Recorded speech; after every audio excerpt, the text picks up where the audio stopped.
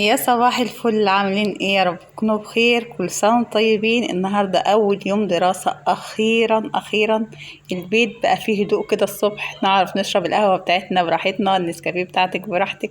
يعني بصوا النهاردة يوم، بصوا مش عادي. ايه اليوم الحلو ده؟ ايه الناس الحلوة دي؟ انا عايزة اعمل فرح يا جماعة، عايزة اعمل فرح يا جدعان.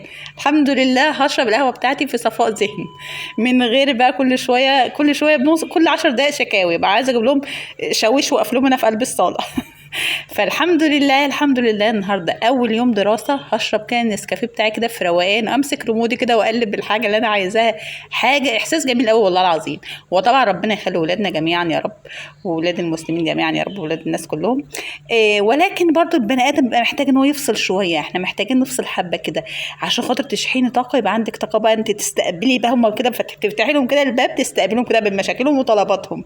فلازم تفصلي كده. اعملي ازاي؟ حبيت اشارككم النهارده اليوم معايا واقول لكم انا هو يعني النهارده صاحيه من النوم كده في هدوء وصفاء ذهني كده، والبيت هادي كده ونضيف. يا سلام يا سلام، اللهم ديمها علينا نعمه.